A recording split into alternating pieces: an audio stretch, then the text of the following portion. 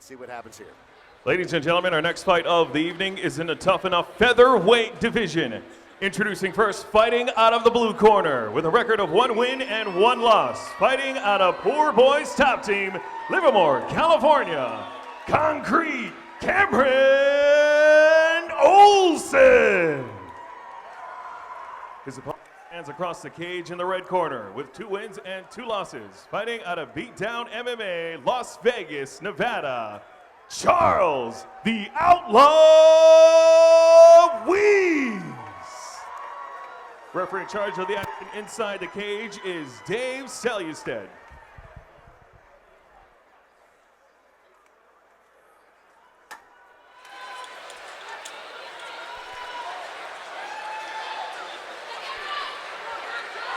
Here's how it works. It is 3 2-minute rounds. Concrete Cameron Olson is wearing the straight black trunks. Charles Weast is wearing the black trunks with the lettering on them. Here we go. We are underway. Round number 1. Concrete Cameron Olson looking to strike early, but so is Charlie Weast. Weast has Cameron Olson pushed up against the cage right now. And it is a battle of attrition. It actually looks like a WWE match with the way that they're clenched up with the wrestling moves right now. This is actually a lot of energy for both those guys to tussle like that. Olson backs up, throws a high kick, misses, they clinch up again. Excellent point that you just made there, Mahoney. When you see these guys clinched up like this and they're actually wrestling for position, the amount of energy output is actually unbelievable. Even though it doesn't look like much on your screen right here, this takes a great deal of exertion. Well, you can see Weast looking for a choke right there. Weast is trying to drag him down, and he does. He gets him to the ground. Can he convert this to almost a modified guillotine choke?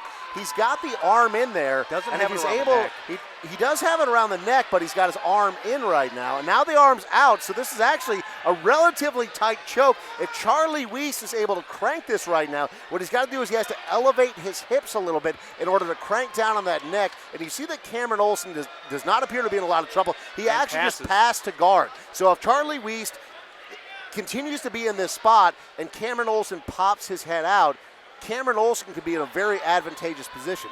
Keep in mind, only 26 seconds left in this round. I don't know if I've ever seen anyone get choked out from full mount, but Weast does a really good job of scrambling right there while still holding on to Olson's neck and gets out of that detrimental position.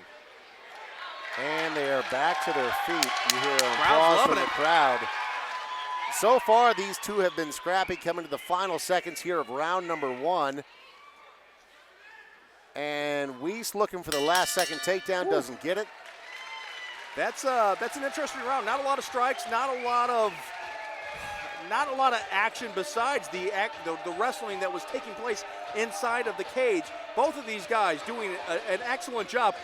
I don't envy the judges scoring this first round. If I had to go out on a limb, gun to my head, I would say Weast would win it because he was looking for that submission throughout it, but it's hard to say because Olson was in full mount when he was in danger of being submitted. It's so hard to say. It's like almost a 10-10 round for me. It's so hard to score. For me, it's a very clear 10-9, Charlie Weast being the winner of that round. And the reason why is because he had Cameron Olson in real trouble in that round. He had his neck, he had it cranked. If Charlie Weast had just made one pass of the hips, Cameron Olson potentially could have tapped out. However, Cameron Olson was in the mount position, and we're set to go for round number 2 here. But if Cameron Olson had postured up and started to rain down punches, then it potentially could have been a tied round. But for me, Charlie Weast took that round. So hard to score that. I mean, I agree with what you're saying. Cameron Olson, man, they're trading punches. Olson lands and a big Olson one. now, Concrete Cameron Olson starting to open up on Charlie Weast. They're throwing big leather here inside the cage in Mesquite, Nevada. Charlie Weast is eating some big punches with that beard but right now. He's fighting back. He lands a nice left, big left by Weast there on Olson. Knocks Olson back, but Olson's going to continue to fight. Wow. Cameron Olson is wearing almost the straight black trunks. Charlie Weast is wearing the black tights with the lettering on them. He's the one opening up right now. throwing big punches on Cameron Olson. He's got him pinned up in the corner right now. You see the fatigue on both of their faces. We're about a minute left here in round number 2, but these two have been going at it nonstop for the past 3.5 minutes. An old school slobber knocker to start off this second round. I love it, Dave. Both of these fighters never short on entertainment value. Charlie Weast right now the beneficiary of that. He is opening up on Cameron Olson. He's knocked Cameron Olson's hair out of his bun. It's a serious offense. Charlie Weast has Cameron Olson pushed up against the cage right now. Round number 2 so far, all Charlie Weast. Can he continue the action? He says yes. He just hit the crown of Olson's head there, which that's going to hurt your knuckles, hitting the top of somebody's head like that. Gloves or not, that sucks. Charlie Weast drags Cameron Olson to the ground. He's looking to get the back right now. Cameron Olson is tying up that right leg of Charlie Weast. Trying to slow down the action a little bit. Just 14 seconds left, now down to 12 here in this second round.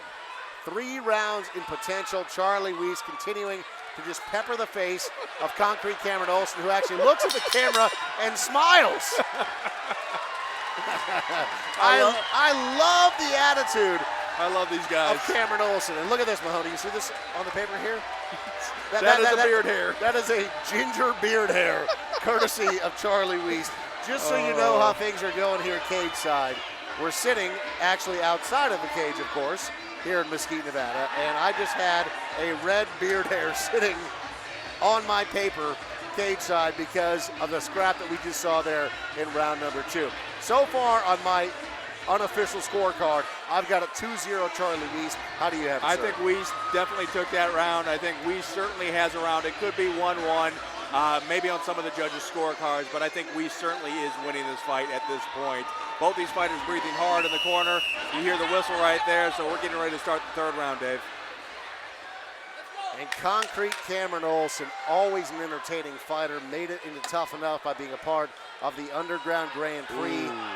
He's got his hands on his knees right now, which is never a good sign. Traditionally in sports, that is a sign of giving up for an opponent. However, Concrete Cameron Olson, he certainly knows better. They touch gloves. We've got 2 minutes left in this bout. Cameron Olson eats a kick, but then starts throwing leather of his own, throwing big shots. This is kind of how we saw the second round start off with a big flurry from Olson and Weast getting control. And Weast once again drags the fight to the ground. He's trying to turn it, but Concrete Cameron Olson ends up in the top position in half guard. Throwing some body shots there. Yeah, but Cameron Olson has got to do more than that. He is down 2 rounds to none on our unofficial scorecard, so it's time to start lighting your opponent up. He's got to finish this fight here in round number 3. There is just over a minute remaining in the third round. He is throwing shots to the body. He's got to posture up in this position and be able to finish this fight. Just 1 minute left. Can Concrete Cameron Olson do it? He's got the full mount right now. If he can just pop his head free, he can rain down some leather and potentially finish it. 55 seconds remain. Concrete Cameron Olson is landing shots to the body. Referee is watching closely. Not a lot of action here. Concrete Cameron Olson has got to pop his head out. There he goes. He's trying to get it. Yep. He's got his head out. Can he get his hands free? There it is. He's starting to land some shots. 35 seconds of pain left. Concrete Cameron Olson starting to unload right now. Will it be enough? The referee is watching closely. Charlie Weast is covering up right now. He's taking uncovered shots, but will it be enough? Is the damage significant enough? Cameron Olson appears tired right now. He's landing shots just kind of barely to the side of the head. He is exhausted. Final 10 seconds here in round number 3, and all of a sudden, Charlie Weast turns the corner. Now he's in top position. 2, 1, that's it. And Mahoney, hell of a fight. I will point this out. Look at this. More beard hair. Another beard hair on the paper. What? This is the hairiest fight we had been involved in the Tuff-N-Uff Fighting Championships here in Mesquite, Nevada. Mayhem and Mesquite, number 6. 2 valiant warriors, you know, just letting it all hang out here. at the Tuff-N-Uff Fighting Championships. I love it, man. I don't know, Dave. I think this Oh could my be- God, what is that? That's another beard hair. Oh, I don't know who. Both of these bearded gentlemen have lost quite a few follicles from their face. I think Cameron Olson clearly won that round. I think it could be anybody's game at this point. I know you think that Weast won the first Charlie round. Weast coming into that round 2-0. However, you're right. I mean, maybe the first round potentially could have gone the other direction. We'll see.